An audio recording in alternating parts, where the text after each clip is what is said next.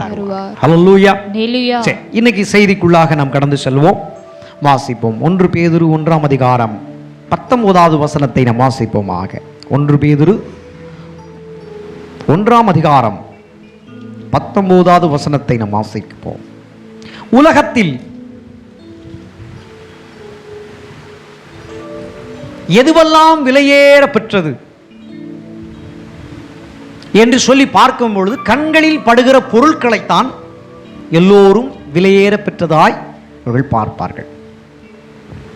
ஆனால் வேதாகமத்திலே எதுவெல்லாம் விலையேற பெற்றது என்று நாம் தேடும் பொழுது உலகத்தில் எதுவெல்லாம் விலையேற பெற்றதாக ஜனங்கள் மதிப்பிட்டு வைத்திருக்கிறார்களோ அவைகளையெல்லாம் பரிசுத்த வேதாகமம் மட்டப்படுத்தி அதுவெல்லாம் விலையேற பெற்றது அல்ல, காசு கொடுத்து வாங்க முடியாத அளவுக்கு விலையேற பெற்றவைகள் என்ன என்பதை குறித்து பரிசுத்த வேதாகமம் தனக்குள் வைத்திருக்கிற ரகசியங்களை நாம் அறிந்து கொள்ள வேண்டும் என்று ஆண்டவர் இந்த லெந்து நாட்களிலே தேவனுடைய மகத்துவமான காரியங்களை நம்முடன் பேச விரும்புகிறார். அந்த தேவனுக்கு ஒரு அல்லேலூயா சொல்லி கர்த்தரை மகிமைப்படுத்துவோம். அல்லேலூயா. ஹல்லேலூயா. அல்லேலூயா. 1 பேதுரு 1ஆம் அதிகாரம் 19வது வசனத்தை நாம் வாசிக்கும் பொழுது குற்றமில்லாத மாசற்ற ஆட்டுக்குட்டியாகிய கிறிஸ்துவின் விலையேற பெற்ற ரத்தம் என்று எழுதப்பட்டிருக்கிறது. அல்லேலூயா. ஏன் கிறிஸ்துவின் ரத்தத்தை குறித்து விலையேற பெற்றது என்று பரிசுத்த வேதாகமம் சாட்சி கொடுக்கிறது என்று நாம் ஆராய்ச்சி செய்து பார்த்தால் மனிதன் அவன் படைக்கப்பட்ட நோக்கத்தை அறியாமல் படைக்கப்பட்ட நோக்கத்திலிருந்து விழத் தள்ளப்பட்டவனாக, பாவத்திற்கு உட்பட்டவனாக, மரணத்திற்கு உட்பட்டவனாக, வாழ்க்கையை சந்தோஷமாக வாழ முடியாமல், சமாதானமாய் வாழ முடியாமல், மிகுந்த வேதனையை அனுபவிக்கிறவனாகவும், வியாதிகளை தனக்குள் சுமக்கிறவனாகவும், அவைகளிலிருந்து விடுதலை யார் தருவார் என்கிற கேள்வியுடனே ஒரு மிகுந்த எதிர்பார்ப்புடனே வாழ்க்கை செய்கிறவனாக மனிதன் தொடர்ந்து வாழ்ந்து வந்து கொண்டிருந்தான். எப்போதிருந்து? அவன் படைக்கப்பட்ட நாளிலிருந்து, அவனை பிசாசு வஞ்சித்த நாளிலிருந்து அவன் எப்படித்தான் இருந்தான்? மிகுந்த வேதனையும் சஞ்சலத்தையும் வேதனையும் அனுபவிக்கிறவனாக இருந்து இன்றும் வந்து கொண்டிருக்கிறான். அல்லேலூயா. இயேசு இதற்காக பிரத்யேகமாக தேவனால் முன்குறிக்கப்பட்டு தேவனுடைய குமாரனாக இயேசு இந்த பூலோகத்திலே மனித அவதாரம் எடுத்து தன்னை வேத சத்திய வசனத்தினாலே பாதுகாத்து கொண்டு தன்னை எப்போதும் தூய்மை உள்ளவராக வைத்து கொண்டு தனக்கும் பிதாவாகிய தேவனுக்கும் இடையே உள்ள உறவை காத்து கொண்டு ஜனங்களிடத்திலே அன்புள்ளவராய் நடந்து கொண்டு நன்மை செய்து யார் எதை கேட்டாலும் இல்லை என்று சொல்லாத அளவுக்கு எல்லாவற்றையும் நேர்த்தியாய் செய்து கொடுத்து ஒரு முன் உதாரணமாய் இருந்து தன்னுடைய இரத்தத்தை எல்லா மனிதனுடைய மீட்புக்காய் சிந்தி இருக்கின்றார். அது எவராலும் விலை கொடுத்து வாங்க முடியாத ஒரு விசேஷமான காரியமாய் இருக்கிறது. அதனாலே பரிசுத்த வேதாகமம் முதல்ல ஒன்றை விலையேற பெற்றது என்று சொல்லுகிறது. அது என்ன? அதுதான் குற்றமில்லாத மாசு அற்ற ஆட்டுக்குட்டியாகிய கிறிஸ்துவின் விலையேற பெற்ற ரத்தம் என்று சொல்லி 1 பேதுரு 1ஆம் அதிகாரம் 19ஆம் வசனத்தில் சத்தியமாய் எழுதப்பட்டிருக்கிறது. அல்லேலூயா. ஹல்லேலூயா. அல்லேலூயா. அந்த இரத்தத்தினாலே நாம் மீட்கப்பட்டு சபை என்கிற கிறிஸ்துவின் சரீரத்தில் ஒவ்வொரு நபரும் அங்கத்தினராய் உறுப்பினராய் ஐக்கியப்பட்டிருக்கிறவர்களாய் நாம் காணப்பட்டு கொண்டிருக்கிறோம். அல்லேலூயா. தேவனுடைய சரீரத்தில் நமக்கு ஒரு ஸ்லாக்கியத்தை கொடுத்திருக்கிறதுக்காக தேவனை கரங்களை உயர்த்தி கர்த்தரை மகிமைப்படுத்துவோம். அல்லேலூயா. ஹல்லேலூயா. அல்லேலூயா. ஹல்லேலூயா. அல்லேலூயா. அப்ப தேவன் காசு கொடுத்து ரட்சிப்பை வாங்கக்கூடிய அளவுக்கு அவர் லேசானவர், லேசான காரியத்தை என்ன செய்யல. பெரிய காரியத்தை செய்திருக்கின்றார். ஹalleluya ஹalleluya ஹalleluya. அதனாலே நாம் சொல்ல முடிகிறது இயேசு கிறிஸ்துவின் ரத்தம் ஜெயம் என்று சொல்ல முடிகிறது. ஹalleluya. இயேசு கிறிஸ்துவின் ரத்தத்தினாலே விடுதலை உண்டாவதாக. பிசாசின் தொல்லையிலிருந்து, நோயிலிருந்து, பிடியிலிருந்து, சோதனையிலிருந்து விடுதலை உண்டாவதாக என்று நாம் ஒரு உரிமையோடு கூட ஜெபிப்பதற்கு தேவன் கொடுத்திருக்கிற ஸ்லாக்கியம் என்ன? அவர் நமக்காய் சிந்தின விலையேற பெற்ற ரத்தம். ஹalleluya ஹalleluya ஹalleluya ஹalleluya ஹalleluya என்கிறதை நாம் இந்த நாட்களில் அறிந்து கொள்ள வேண்டும் என்று அந்த வார்த்தை நம்முடனே ஒரு ஏக்கத்தை உண்டாக்குகிறது. ஹalleluya ஆமென் ஆமென். இரண்டாவது காரியம், விலையேற பெற்றிருக்கின்ற விசுவாசம். அதே 1 பேதுரு 1 அதிகாரம் 7 வசனத்தை பார்க்கும் பொழுது, அழிந்து போகிற பொன் அக்கினியிலே சோதிக்கப்படும், அதை பார்க்கலும் அதிக விலையேற பெற்றதாயிருக்கிற உங்கள் விசுவாசம் என்று எழுதப்பட்டிருக்கிறது. ஒரு ஆமேன் சொல்லுங்களேன். ஆமென். உலகத்துல தங்கத்தை எல்லாரும் காசு கொடுத்து வாங்குறாங்க. இந்த இந்திய நாட்டில் இந்திய கலாச்சாரத்தின் அடிப்படையில் பெண் பிள்ளைகளாய் பிறந்திருக்கிறவர்களுக்கு தொடர்ந்து அவங்க கொஞ்சம் கொஞ்சமாக குருவி சேர்த்தது போல கஷ்டப்பட்டு உழைக்கிற பணத்திலிருந்து கொஞ்சத்தை எடுத்து வச்சு அவங்க திருமண வாழ்க்கைக்காக என்ன செய்வாங்கன்னு கேட்டிங்கன்னா 5 பவுனு 10 பவுனு அல்லது கொஞ்சம் மிடில் கிளாஸ் ஃபேமிலியாக இருந்தால் ஒரு 20 பவுனு ஒரு 30 பவுனு சேர்த்து வைப்பாங்க. கொஞ்சம் ரொம்ப வசதியாக இருந்தாங்கன்னா 100 பவுனு 200 பவுன் என்ன செய்வாங்க, பணக்காரர்கள் என்ன செய்வாங்க, அவங்க என்ன செய்வாங்க, தங்கள் பெண் பிள்ளைகளுக்காக சேர்த்து வைப்பாங்க. அப்போ அந்த தங்க ஆபரணங்கள் இந்த இந்தியாவில் அதிகமாக விலை கொடுத்து ஒவ்வொரு நாளும் வாங்கப்படுது. ஒரு 50-60 வருஷத்துக்கு முன்ன, ஒரு 80 வருஷத்துக்கு முன்ன நாம் போய் ஆராய்ச்சி செஞ்சு பார்த்தா ஒரு பவுன் எவ்வளவு அப்படின்னு போய் பார்த்தா ரொம்ப ரொம்ப சொற்ப ரேட்டாக இருக்கும். ரொம்ப ரொம்ப ஒரு பவுன் ரேட்டு என்னன்னு போய் பார்த்தா ரொம்ப ரொம்ப கம்மியான ரேட்டாக இருந்துச்சு. 50 ரூபா 20 ரூபா 10 ரூபா இருந்துச்சு. ஆனால் இப்போ நம்ம திரும்பி பார்த்தா ஒரு பவுன் எவ்வளவு, 50,000 ரூபாய் அளவுக்கு வந்துவிட்டது. அப்ப எத்தனை மடங்கு அது கூட்டப்பட்டு இருக்கிறது. 80 வருஷத்துக்கு முன்னாடி ஒரு பவுன் 50 ரூபான்னு ஒரு கணக்குக்கு வச்சுக்கிட்டா கூட 80 வருஷத்துக்குள்ள அந்த ஒரு பவுன் தங்கம் என்பது எவ்வளவு சதவீதம் அது மாற்றம் அடைந்து இன்றும் ஜனங்கள் அதன் மீது மோகம் உள்ளவர்களாய், மிகுந்த ஆசை உள்ளவர்களாய் தங்க ஆபரணங்களை இன்றும் என்ன செய்றாங்க, வாங்கி கொண்டுதான் இருக்கிறார்கள். அதை வாங்குதலினுடைய ரகசியம் யாரும் அறிகிறது அல்ல. வேதாகமம் இன்று நாம் வாசித்த வசனத்துக்குள்ளே இருக்கிறது. தங்கம் உலகத்திற்கு அவசியமான ஒரு பொருள். உலகப் போர் வருவதாக சொல்லி எல்லா தேசத்தில் இருக்கின்ற மிகுந்த பதவியிலும் பணக்காரர்களுமாய் இருக்கிறவர்கள் தங்கத்தை கட்டி கட்டியாக வாங்கி சேர்த்து வைத்துக் கொண்டிருக்கிறார்கள். பணமாக சேர்க்கிறது அல்ல, தங்கமாக சேர்த்து கொண்டிருக்கிறார்கள். அதனுடைய ரகசியம் தெரியாது. உலகப் போர் வரப்போகிறது. நாட்டுக்கு நாடு சண்டை வரும், யுத்தங்கள் வரும், பயங்கரமான ராக்கெட் வெடிகுண்டுகளை போட்டு ஜனங்களை ஒருவரை ஒருவர் என்ன செய்வாங்க, கொலை செய்து கொள்வார்கள். அப்போது அநேக ஜனங்கள் மரித்த பிற்பாடு உயிரோடு எஞ்சி இருக்கிறவர்களை அடிமையாக்குவார்கள். அடிமையாக்கும் பொழுது யாரிடத்தில் தங்கம் இருக்கிறதோ அவர்களால் மட்டும்தான் உணவு என்ன செய்ய முடியும், வாங்கி சாப்பிட முடியும். மற்றபடி பணமாக வச்சிருந்தா அந்த பணம் எல்லாம் கொஞ்ச நாளத்தில் என்ன செய்யாது, செல்லாம போயிடும். சீக்கிரத்தில் அவைகள் தேசத்தில் சம்பவிக்க போகிறது. ஆண்டவர் அதை திருச்சபை மக்களுக்கும் கிறிஸ்துவின் சரீரமாகிய ஒவ்வொரு விசுவாசிகளுக்கும் எச்சரிக்கையாக இன்று என்ன செய்கிறார், பேசுகின்றார். ஹalleluya ஹalleluya ஹalleluya. அப்ப உலகத்தில் தங்கத்தினுடைய தன்மை அழிந்து போகிறது. அது மண்ணுக்குள்ளே பூமிக்குள்ளே உள்ளே இருந்து கொஞ்சம் கொஞ்சமா தங்கம் துருப்பிடித்து அது மண்ணோடு மண் மக்கி அது ஒன்றுமில்லாமல் போகிறது. இதை குறித்து அறிந்து இந்த தங்கத்தை எடுத்து ஜனங்களுக்குள்ளே வியாபாரமாக செய்து வைத்தால் அந்த தங்கம் என்றென்றும் அழியாமல் ஆபரணமாக அவங்கவங்க வீட்டுக்குள்ள என்ன செய்யும் இருக்கும் என்று அறிந்து அவைகள் சேகரிக்கப்பட்டு கொண்டிருக்கின்றன. பூமிக்குள்ள கிடக்கிறது எங்க வந்துருச்சு, இப்போ வெளியில வந்து அதுக்கு ஒரு விலை வச்சு எல்லாருடைய வீடுகளிலும் எல்லாருடைய சரீரங்களிலும் ஆபரணமாக என்ன செய்றாங்க, அணிந்து கொண்டிருக்கிறார்கள். அப்ப என்னையா, தங்கம் அவசியமான ஒன்று. தங்கம் அவசியமான ஒன்று. அந்த தங்கம் கூட இன்னைக்கு விலையேறப்பட்டதா இருக்குது அல்லவா?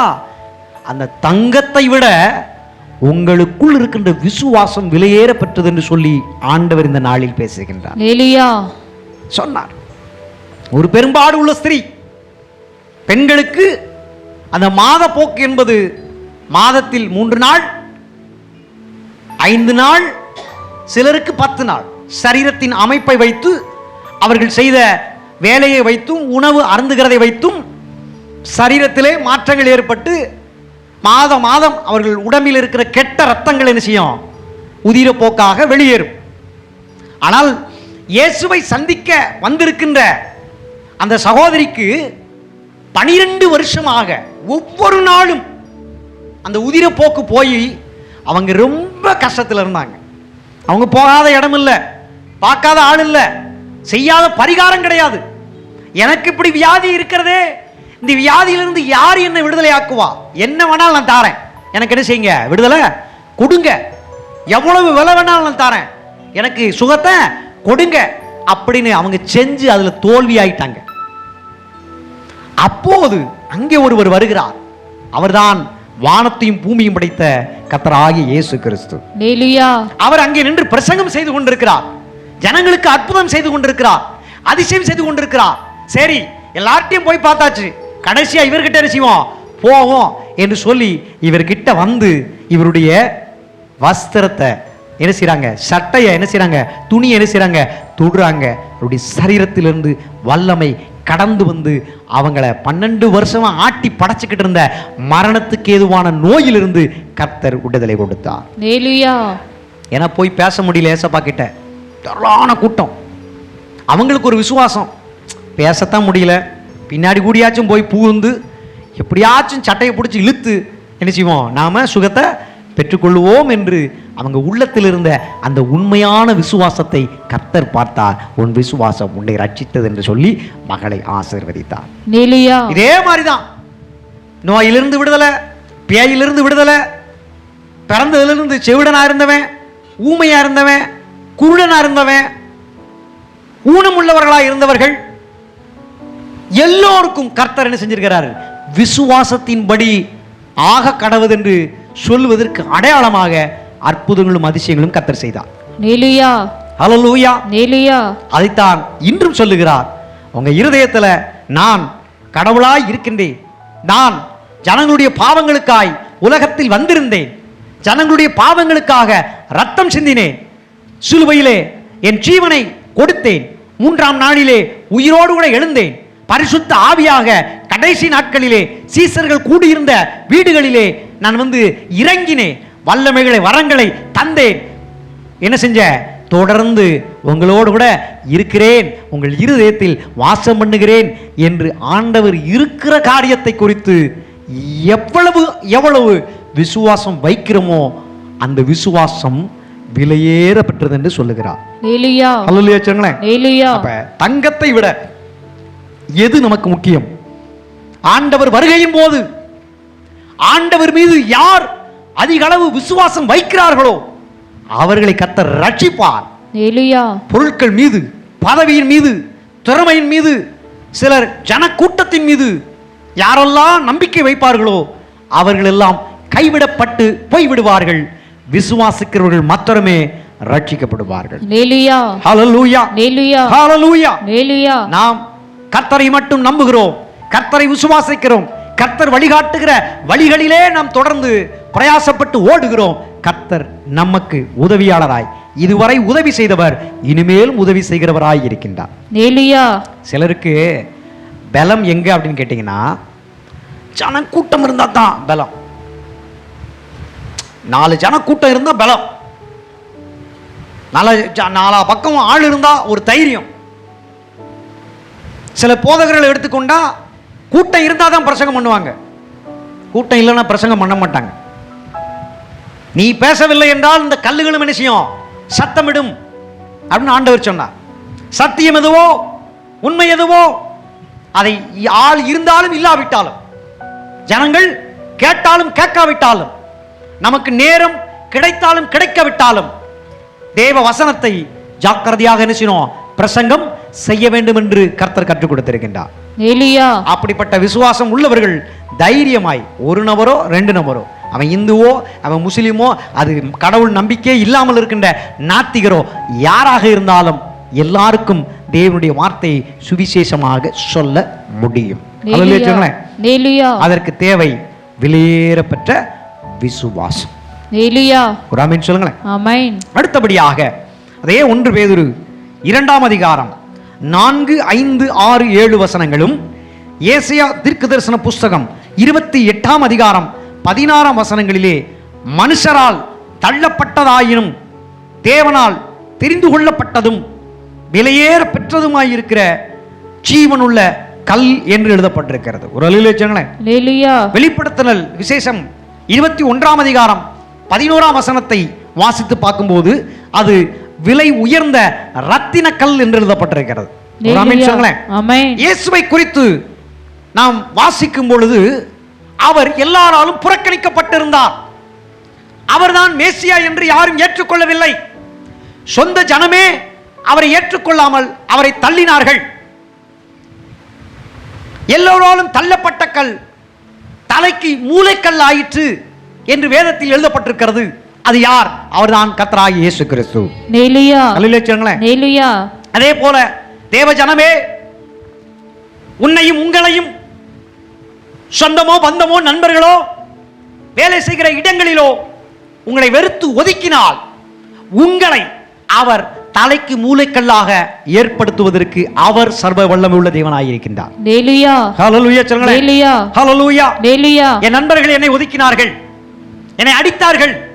வேலை செய்கிற இடங்களிலே எனக்கு தொடர்ந்து பதவியும் உயர்வும் வருகிறதை பார்த்து பொறாமை கொண்டு என் மீது மிகுந்த மனக்கசப்பு உள்ளவர்களாய் இருந்தார்கள். அவ்விடத்திலும் தேவன் என்னையே உயர்த்தி கொண்டே போனார். அவர் என்னை ஆசீர்வதித்துக் கொண்டே போனார். வேதத்தில் சொல்லப்பட்டபடியே எல்லோராலும் புறக்கணிக்கப்பட்ட, எல்லோராலும் வெறுத்து ஒதுக்கப்பட்ட கல்லாகிய என்னையும் அவர் தலைக்கு மூளைக்கல்லாய் மாய்த்திருக்கின்றார். அந்த தேவனுக்கு மகிமை உண்டாவதாக. ஊழியத்திற்கு என்னை அர்ப்பணித்து 10 வருடங்களை தாண்டி நான் ஓடிக்கொண்டிருக்கிறேன். 10 வருடங்களாக கிராமப்புறங்களிலே சபைகள் இல்லாத இடத்திலே ஆண்டவர் அடியனை திருச்சபையின் சார்பாக அப்போஸ்தல ஊழியங்களை செய்வதற்கு அவர் பயன்படுத்தி வருகும் பொழுது அநேகர் அந்த அநேகர் யாருன்னா ஊழியக்காரங்க, தேவனுக்கு உண்மையாய் ஊழியம் செய்கிறேன் என்று சொல்லுகிறவர்கள் என்ன செய்வாங்க தெரியுமா? நாம யாருக்கிட்ட போய் சுவிசேஷத்தை சொல்லி இயேசுவை குறித்து நம்ம சொல்லுகிறோமோ அவர்களை அவர்கள் வசியப்படுத்தி என்ன செய்வாங்க? கொண்டு போய் விடுவார்கள். அப்படிப்பட்ட ஊழியக்காரர்களாக இருக்கிறவர்கள் தேவனுடைய சித்தத்தை செய்யாமல் உலகத்தானை போல, பிசாசு பிடித்தவனை போல, மாம்ச எண்ணங்களை உடையவர்களாக, சுயநலத்திற்காய் ஓடுகிறவர்களாக இருந்து என்னை பலர் ஊழியக்காரங்க ஒதுக்கினாங்க. எனக்கு விரோதமா குழிய பறிச்சாங்க. சின்ன பையன், இவனுக்கு என்ன தெரியும், இப்படிலாம் என்ன செஞ்சாங்க? பேசினாங்க. அவர்கள் எல்லோர் மத்தியிலும் தேவன் என்னை அப்போஸ்தல ஊழியத்தில் தொடர்ந்து 10 வருட காலமாக நடத்தி கொண்டுதான் இருக்கின்றார். அவர்கள் சோம்பேறிகளாகவும் பண ஆசை பிடித்தவர்களாகவும் மக்களை வஞ்சிக்கிறவர்களாகவும் சுரண்டுகிறவர்களாகவும் ஒரு ஆத்துமாவை கூட ஆதாயம் பண்ணாதவர்களாகவும் வீணே பெருமைக்காக ஊழியம் செய்கிறவர்களாகவும் இருந்து கொண்டிருக்கிறார்கள். அவர்களை விட கொஞ்சத்தில் உண்மையாய் இருந்த என்னை அநேகத்தின் மேல் அதிகாரியாக வைத்திருக்கின்றார். உனக்கு ஒரு வீடு, எனக்கு ஊரெல்லாம் வீடு. உனக்கு ஒரு சர்ச்சு, எனக்கு நான் எங்கெல்லாம் போறனோ அங்கெல்லாம் கர்த்தர் சர்ச்சை எழுப்பி தருவார். அந்த தேவன் நமக்கு தேவனாய் இருந்து கொண்டிருக்கின்றார். அவன் கல்லையும் மண்ணையும் தன் கைகளினால் கட்டின கட்டடத்தை ஆலயமாக பார்த்து கொண்டிருப்பான். நாமோ கர்த்தர் தன் கையினால் மண்ணை எடுத்து உருவாக்கின மனிதனை கடவுளுக்கு ஆலயமாக பார்க்கிறார் என்கிற எண்ணத்தோடு கூட நாம் ஒவ்வொரு கிராமங்கள் தோறும், ஒவ்வொரு வீதிகள் தோறும், வீடுகள் தோறும் போய் சுவிசேஷ கூட்டங்களை நாம் நடத்துகிறபடினாலே, சுவிசேஷங்களை ஜனங்களுக்கு விதைக்கிறதினாலே நமக்கு ஆயிரம் ஆயிரம் ஆலயங்களை கர்த்தர் வைத்திருக்கின்றார். அப்ப நம்முடைய கண்கள் ஆவிக்குரிய கண்களாக ஆண்டவர் எப்படி ஜனங்களை பார்க்கிறாரோ அதே போல நமக்கும் ஆவிக்குரிய கண்களை கொடுத்திருக்கிறபடினாலே கர்த்தருக்கே மகிமை உண்டாவதாக.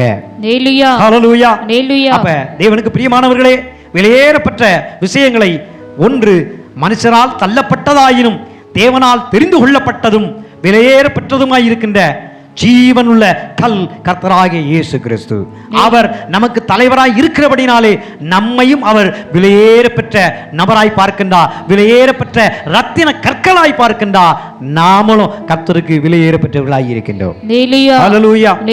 அடுத்தது அதே 1 பேதுரு 3ஆம் அதிகாரம் 4ஆம் வசனத்தை நாம் வாசிக்கும் போது, அழியாத அலங்கரிப்பாய் இருக்கின்ற சாந்தமும் அமைதலுமாய் உள்ள ஆவியாகிய இருதயத்தில் மறைந்திருக்கின்ற குணமே உங்களுக்கு அலங்காரமாய் இருக்க கடவுது, அதுவே தேவனுடைய பார்வையில் விலையேறப்பெற்றது. அப்ப விலையேறப்பெற்ற விஷயத்துல தொடர்ந்து வேதத்தை ஆராய்ந்து பார்க்கும் பொழுது ஒருவனுடைய கேரக்டர், ஒருவனுடைய குணாதிசயம் தான் விலையேறப்பெற்றது. அது அன்பு உள்ளதாய் இருக்க வேண்டும், அதில் இரக்கம் உள்ளதாய் இருக்க வேண்டும், எப்போதும் சமாதானம் உள்ளவதாய் இருக்க வேண்டும், சாந்தமும் அமைதலும் உள்ளதாய் இருக்க வேண்டும், அதோடு கூட பிறருக்கு தயவு காட்டுகிற குணமாய் இருக்க வேண்டும், நற்கிரியைகளை செய்கிற குணாதிசயம் உள்ளவர்களாய் இருக்க வேண்டும், நீடிய எந்த காரியம் எடுத்தாலும் நீடிய பொறுமை உள்ளவர்களாய் நம்முடைய குணங்கள் இருக்க வேண்டும். அதே அடுத்து என்ன சொல்லுதுன்னா, இறுதியாக இச்சை அடக்கம் உள்ளதாக இருக்க வேண்டும். கேரக்டர் சொல்லும் போது தேவனுடைய ஆவியின் கனி என்று சொல்லப்படுகிறது. ஆவியின் கனி எத்தனை? 9 என்று சொல்லப்படுகிறது. அந்த ஆவியின் கனியைத்தான் கர்த்தர் விலையேறப்பெற்றது என்று சொல்லுகிறார். ஒருவனுக்கு பணம் ஆண்டவர்கிட்ட வேணும்னு சொல்லி போகக்கூடாது, ஒருத்தனுக்கு சுகம் வேண்டும் சொல்லி போகிறத விட, விடுதலை வேணும்னு சொல்றதை விட, ஒருத்தனுக்கு ஆவியினுடைய கனி வேண்டும் என்று சொல்லி போனா அவனே தேவனுடைய பார்வைக்கு முன்பாக விலையேற பெற்றவனாய் இருப்பான், பிரியம் உள்ளவனாய் இருப்பான் என்று சொல்லுகிறேன். நீங்களும் நாமளும் என்ன செய்யணும்? ஆண்டவர்கிட்ட ஜெபம் பண்ணும் பொழுது, ஆண்டவரே அழியாத அலங்கரிப்பாய் இருக்கின்ற உம்முடைய பார்வையில் விலையேற பெற்றதாய் இருக்கின்ற அவைகளை நீங்க எனக்கும் எங்களுக்கும் சபைக்கும் என்ன செய்யணும்? தர வேண்டும் என்று சொல்லி ஜெபிக்க வேண்டும். அதுதான் உலகத்துல விலையேற பெற்றது. ஆமா, அப்படிப்பட்ட இருதயத்தில் மறைந்திருக்கிற குணத்தை இன்னைக்கு சபைகளுக்குள்ள பார்க்க முடியல, ஊழியக்காரங்களுக்குள்ள என்ன செய்ய முடியல? பார்க்க முடியல. அவங்க குணமெல்லாம் மற்றவர்களை இச்சிக்கிறவர்களாக, மற்றவர்களுக்கு இடத்தில் இருக்கின்ற பணத்தை, பொருளை, சில பேர் பெண்களை, மற்ற குடும்பத்தில் இருக்கிற பெண்களை என்ன செய்றாங்க? சூறையாடுகிறவர்களா இருக்கிறாங்க. அப்படிப்பட்ட குணாதிசயம் விலையேறப்பெற்றது அல்ல. அது நம்முடைய கால்களுக்கு கீழே இருக்கிற தூசிக்கு, குப்பைக்கு, சாக்கடைக்கு, சேற்றுக்கு சமமாய் இருக்கிறது என்று சொல்லி ஆண்டவர் இந்த நாளில் பேசுகின்றார். ஹல்லேலூயா. அதனால ஆண்டவருடைய சபையில விசுவாசியா இருக்கிறவர்கள், ஆண்டவருடைய சரீரத்தில் அங்கத்தினாய் இருக்கிறவர்கள், உங்க ஒவ்வொருவருக்குள்ளேயும் என்ன இருக்கக்கூடாது என்று ஆண்டவர் இன்று திட்டமாய் பேசுகிறார். எது ஆண்டவருடைய பார்வையில் விலையேறப்பட்டதாய் இருக்கிறதோ அது உங்களுடைய இருதயத்தில் இருக்கட்டும் என்று சொல்லி அவர் தயவாய் அன்போடு கூட வேண்டிக் கொள்கிறார். அவைகளை குணாதிசயங்களாக உங்களுக்குள்ளே வளர்த்துக் கொள்ளுங்கள். தெய்வீக ஆசீர்வாதங்கள் எப்போதும் உங்களுக்குள்ளிருந்து மற்றவர்களுக்கு கடந்து செல்லும். சுவிசேஷங்கள் பரவி செல்லும். அடுத்தபடியாக விலையேறப்பெற்ற தைலம் என்று சொல்லுகிறார். விலையேறப்பெற்ற தைலம். யோவான் சுவிசேஷ புஸ்தகம் 12ஆம் அதிகாரம் 3ஆம் வசனத்தில் வாசிக்கும் போது, மரியாள் விலையேறப்பெற்ற களங்கமில்லாத ஒரு தைலத்தை என்ன செய்கிறாள்? அங்கே கொண்டு வருகிறாள். அது இயேசுடைய பாதங்களிலே பூசப்படுகிறது. பூசப்பட்ட பிற்பாடு அவ என்ன செய்கிறான்னா, தன் தலை மயிரினால் என்ன செய்கிறாள்? அதை என்ன செய்கிறாள்? அதை துடைத்து விடுகிறார். கண்ணீர் வடிக்கிறார். தன்னுடைய பாவங்கள் அவ்வளவு கொடூரமாயிருந்தது. இயேசு அவளுக்கு விடுதலை கொடுத்த பிற்பாடு தன் இருதயத்திலிருந்து அழுது, அன்னைக்கு காலகட்டத்தில் எது விலையேறப்பெற்ற தைலமா இருந்துச்சோ அதை கொண்டு வந்து இயேசப்போடைய பாதத்துல அதை என்ன செய்றாங்க, தேய்ச்சி விடுறாங்க. கண்ணீரினால என்ன செய்றாங்க, கழுவி விடுறாங்க. தன் தலை மயிரை எடுத்து என்ன செய்றாங்க, தொடச்சு விடுறாங்க. அப்ப மனம் திரும்பி ஆண்டவருக்கென்று நாம் எதை செய்கிறோமோ அது கடவுளுடைய பார்வையில் விலையேற பெற்றதாக இருக்கிறது. ஆமா, மனம் திரும்பாம ஆண்டவர்கிட்ட வந்து அப்படியே அழுது, மனம் திரும்பாம ஆண்டவர்கிட்ட வந்து ஜெபம் பண்ணி, மனம் திரும்பாம ஆண்டவருக்கு சும்மா ஏனோதானு கையை தட்டி ஆராதிக்கிறதுனால ஆண்டவருடைய பார்வையில நாம விலையேற பெற்றவளா என்ன செய்ய முடியாது, இருக்க முடியாது. எல்லாமே மனம் திரும்புதல் மூலமாக செய்யப்பட வேண்டும் என்று சொல்லி கர்த்தர் எதிர்பார்க்கிறார். மனம் திரும்புகிறவனுக்கே ரட்சிப்பு உண்டாகிறது, மனம் திரும்பி வந்தவனுக்கே ஆசீர்வாதங்கள் கிடைக்கிறது, நன்மை உண்டாகிறது. அதனால நீங்க ஜெபம் பண்றீங்களோ அல்லது வந்து நீங்க ஆண்டவரை துதிக்கிறீங்களோ அல்லது ஆண்டவரை ஆராதிக்கிறீங்களோ அல்லது ஆண்டவருக்கு ஊழியம் செய்கிறீங்களோ எல்லாவற்றையுமே மனம் திரும்பி இருதயபூர்வமாக ஆண்டவருடைய பாதத்தில் சமர்ப்பித்து செய்யும் பொழுது அது கர்த்தருடைய பார்வையில் விலையேற பெற்றதாக இருக்கிறது. அடுத்தபடியாக விலையேற பெற்ற ஞானம். சாலமோன் என்கிற ஞானி ஆண்டவருடைய காரியங்களிலே அபிஷேகம் பெற்றவனாய் இஸ்ரவேல் தேசத்தை ஆளும் பிரபுவாக, ராஜாவாக, ஆண்டவருக்கு உன்னதமான ஆலயத்தை கட்டுகிறவனாக எழுப்பப்பட்டு வரும்பொழுது ஆண்டவர் அவனிடத்தில் கேட்கிறார், உனக்கு என்ன வேண்டும் என்று கேட்கிறார். உனக்கு என்ன வேண்டும் என்று கேட்கிறார். அங்கே சாலமோன் ஆண்டவரிடத்தில் ஜெபம் பண்ணுகிறார். ஆண்டவரே, ஆண்டவரே எனக்கு என்ன செய்யுங்க, ஞானத்தை கொடுங்க என்று சொல்லி கேட்டார். எதை ஆண்டவர்கிட்ட கேட்டாங்க, ஞானத்தை கேட்டாங்க. ஏன்னா அவர்கிட்ட எல்லாமே இருந்துச்சு. தாவீது மூலமாக தங்கம், வெள்ளி, விலை உயர்ந்த பொருட்கள், அதோடு கூட ஜனங்கள் எல்லாமே என்ன செஞ்சாங்க, இருந்தாங்க. ஒரு விஷயத்தை செய்வதற்கு எல்லாம் தேவைப்படுதோ அத்தனை காரியமோ தாவீது மூலமாக யாருக்கு இருந்துச்சு, சாலமோனுக்கு இருந்துச்சு. ஆனா சாலமோன் கிட்ட ஒன்னே ஒண்ணு இல்லைன்னு என்ன செய்யறாரு, உணர்கிறார். ஆண்டவரே எனக்கு ஞானத்தை கொடுங்க என்று சொல்லி கேட்டார். அந்த ஞானம் என்ன என்று சொல்லி அவரே விளக்கம் கொடுக்கிறார். கர்த்தருக்கு பயப்படுதல் ஞானம் என்று சொன்னார். ஆண்டவருக்கு பயப்படுவதே ஞானம் என்று நாம் புரிந்து கொள்ள வேண்டும். ஆமா, எது ஆண்டவருக்கு பயப்படுவது? தீமையை விட்டு விலகி இருப்பதுதான் ஆண்டவருக்கு பயப்படும் பயம். அப்ப பரிசுத்தம் தான் தேவனிடத்தில் சாலமோன் ஞானி கேட்டுக்கொண்டார். அப்ப ஞானத்தை கேட்பதும் பரிசுத்தத்தை கேட்பதும் ஒன்று. ஆமென் சொல்லுங்களேன். ஏனென்றால் பரிசுத்தத்தையும் ஞானத்தையும் பிரிக்க முடியாத ஒரு இரட்டை குழந்தையாக பரிசுத்த வேதாகமம் நமக்கு சாட்சியாக கொடுக்கிறது. எனக்கு ஞானம் வேணும், எனக்கு ஞானம் வேணும்னா கடவுளுக்கு பயப்பட வேண்டும் என்கிற உணர்வு வேண்டும். சமயம் தீமையை எப்போதும் செய்யாதவர்களாய், தீமையை வரும்பொழுது அதை விட்டு விலகுகிறவர்களாய், பரிசுத்தமுள்ளவர்களாய் நாம் நிலை நிற்க வேண்டும் என்கிற ஞானத்தை நாம் கேட்க வேண்டும். எவன் ஒருவன் தீமையை விட்டு விலகி இருக்கிறானோ, எவன் ஒருவன் கடவுளுக்கு தொடர்ந்து பயந்து கொண்டே இருக்கிறானோ அது கடவுள் பார்வையில் விலையேற பெற்ற ஞானம் என்று பொருள்படுகிறது. ஆமா, நீதிமொழிகள் 3ஆம் அதிகாரம் 13, 14, 15ஆம் வசனத்தை வாசிக்கும் பொழுது ஞானத்தை கண்டடைகிற மனுஷன் பாக்கியவான், முத்துக்களை பார்க்கிலும் அது விலையேற பெற்றது என்று எழுதப்பட்டிருக்கிறது. ஆமா, கடலுக்குள் கிடக்கின்ற அந்த முத்துக்களை எடுத்துக்கொண்டு வந்து அதை எல்லாம் கிளீன் பண்ணி அதை சந்தையில் வச்சு விற்கும் போது அதுக்கு ஒரு ரேட்டு என்ன செய்வாங்க, முடிவு செய்வாங்க. அதுக்கு ஒரு விலை என்ன செய்வாங்க, தீர்மானம் பண்ணியிருப்பாங்க. அது கடலுக்கு அடியில் போய் எடுத்துட்டு வர்றதுனால அதனுடைய மதிப்பு எப்படி இருக்கும், மிக மிக உயர்ந்ததா இருக்கும். அதை விட உயர்ந்தது நாம் கடவுளுக்கு பயப்படுகிறது. அப்படிப்பட்ட பயத்தை உடையவர்களாக, அப்படிப்பட்ட ஞானம் உள்ளவர்களாக நாம் நடந்து கொள்ள வேண்டும் என்று சொல்லி கடவுள் விரும்புகிறார். ஹல்லேலூயா. இறுதியாக விலையேற பெற்ற வஸ்திரம் என்று சொல்லப்பட்டிருக்கிறது. லூக்கா சுவிசேஷ புஸ்தகம் 16ஆம் அதிகாரம் 19ஆம் வசனத்திலே ஐஸ்வர்யமுள்ள ஒரு மனுஷன் இருந்தான். அவன் இரத்தாம்பரமும் விலையேற பெற்ற வஸ்திரமும் தரித்து சம்பிரமாய் வாழ்ந்து கொண்டிருந்தான் என்று எழுதப்பட்டிருக்கிறது.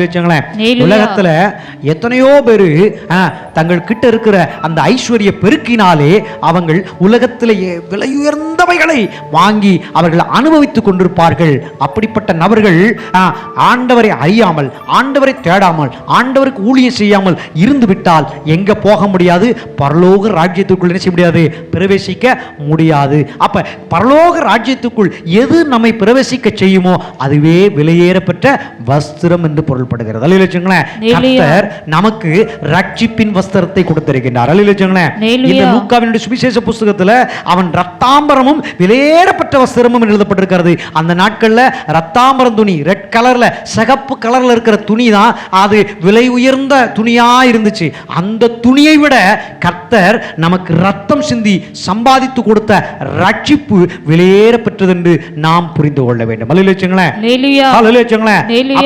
நாம் ரட்சிப்பை பெற்றிருக்கின்றோம். ரட்சிப்பின் வஸ்திரத்தை நமக்கு உடுத்தி வைத்திருக்கின்றார். உட்புறமாகவும் வெளிப்புறமாகவும் கர்த்தர் நம்ம என்ன செய்கிறார்? பாதுகாத்துக் கொண்டிருக்கிறார். அந்த ரட்சிப்பின் வஸ்திரத்தை நாம் இழந்து போகாதபடிக்கு நாம் என்ன செய்ய வேண்டும்? அதிக கவனம் உள்ளவர்களாய், அதிக எச்சரிக்கை உள்ளவர்களாய், அனுதினமும் வேத வாசித்து, வேதத்தில் தரித்திருந்து, ஜெபித்து, தொடர்ந்து கர்த்தரை துதித்து மகிமைப்படுத்தி ஆராதித்து, அதோடு கூட யாராவது ஒரு நபருக்காக ஆண்டவரை குறித்து சுவிசேஷம் சொல்லி நாம் கடந்து செல்லும் பொழுது தேவன் நம்மை பரலோக ராஜ்யத்திற்கு கொண்டு செல்வார். இதோ சீக்கிரமாய் வருகிறேன், நான் அளிக்கும் பலன் என்னோடு கூட வருகிறது. உலகம் கொடுக்கிற பலனை கொடுக்கிறவர் அல்ல, விலையேறப்பட்டதை நமக்கு தருகிறார். யாரும் கொடுக்க முடியாததை தருகிறார். உலகம் தரக்கூடியாததை, தர முடியாததை என்ன செய்கிறார்? ஆண்டவர் தருகிறார். அது என்ன? அதுதான் நித்திய ஜீவன்.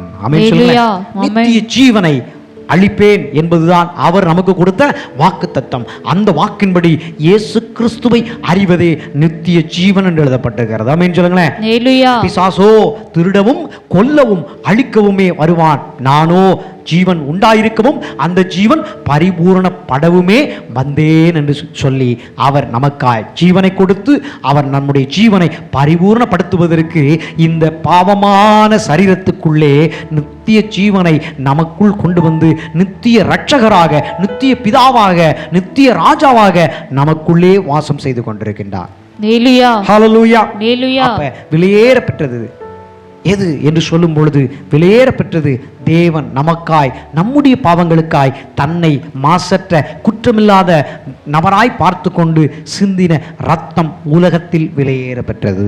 இரண்டாவது, நமக்குள்ளே அவர் நமக்காகத்தான் ரத்தம் சிந்தினார், நம்முடைய பாவங்களுக்காகத்தான் ரத்தம் சிந்தினார் என்று நமக்குள் இருக்கிற விசுவாசத்தை கர்த்தர் விலையேறப்பெற்றது என்று சொல்லுகிறார். அடுத்து சொல்லுகிறார், எல்லோராலும் தள்ளப்பட்டவர் இயேசு கிறிஸ்துக்கு கட்டுகிற சபைக்கு தலைக்கு எப்படி இருப்பான்? மூளைக்கல்லாய் இருப்பான் என்று சொல்லப்பட்டிருக்கிறது. கர்த்தர் நம்மை உலகத்திலிருந்து வேறு பிரித்து சபை கட்டுகிற விஷயத்துக்கு ஜீவனுள்ள தேவனுடைய மாளிகையாக கட்டப்பட்டு வருகிறோம் அல்லவா? அவைகளிலே நாம் தலைக்கு மூளைக்கல்லாய், ஜீவனுள்ள கல்லாய் இருக்கிறோம். கர்த்தர் நமக்கு அப்படிப்பட்ட ஸ்லாக்கியத்தை வைத்திருக்கின்றார். ஹல்லேலூயா. அப்படிப்பட்ட நபராய் இருக்கிற நமக்குள்ளே இருக்கிற குணாதிசயங்கள் விலையேறப்பட்டது என்று சொல்லுகிறார். ஆவிக்குரிய கனிகளை தான் அவர் சொல்லுகிறார். ஆவிக்குரிய கனிகளிலே குணாதிசயங்களாக நாம் மற்றவர்கள் முன்பாக நாம் வாழும்போது அது தேவனுக்கு முன்பாக தேவனுடைய பார்வையில் விலையேறப்பட்டதாய் இருக்கிறது. ஹல்லேலூயா. ஹல்லேலூயா. அப்படிப்பட்ட விலையேறப்பட்ட குணாதிசயமாய் உள்ளவர்களாய் இருப்பதற்கு நாம் எப்போதும் தேவன் பக்கம் மனதை திருப்புகிறவர்களாக, தேவ வார்த்தைக்கு பக்கம் மனதை திருப்புகிறவர்களாக, எப்போதும் பரிசுத்தம் உள்ளவர்களாக, பாவத்தை அடுத்து தொடர்ந்து பார்க்காதபடிக்கும், பாவத்துக்கு பின்னே ஓடாதபடிக்கும் காத்துக்கொள்ளுகிற அந்த காரியத்தை கர்த்தர் என்ன சொல்லுகிறார்? விலையேற பெற்றோம் என்று சொல்லுகிறார். விலையேறப்பெற்ற ஞானம் என்று சொல்லுகிறார். கடவுளுக்கு பயப்பட வேண்டும், மறுபடியும் பாவத்தை தொடக்கூடாது, தொடர்ந்து இயேசு காட்டுகிற பரிசுத்தத்தில் என்ன செய்யணும்? பயணிக்க வேண்டும். பரிசுத்த ஆவியானவர் நமக்காக கொடுக்கப்பட்டிருக்கின்றார். சத்தியத்தில் நடத்துவார், நித்தியமாய் நடத்துவார். பாவத்தை குறித்து கண்டிப்பார், நீதியை குறித்து கண்டிப்பார், நியாய தீர்ப்பை குறித்து கண்டித்து உணர்த்தி கொண்டே போவார். ஹல்லேலூயா.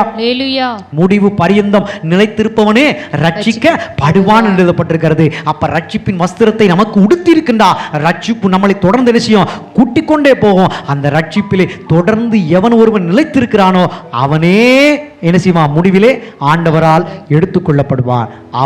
அவனுக்கு பொருத்தப்பட்டிருக்கின்ற அந்த ரட்சிப்பினுடைய வஸ்திரம் விலையேற பெற்றது. காரணம் அதற்காக தன்னையே தந்திருக்கின்றார்.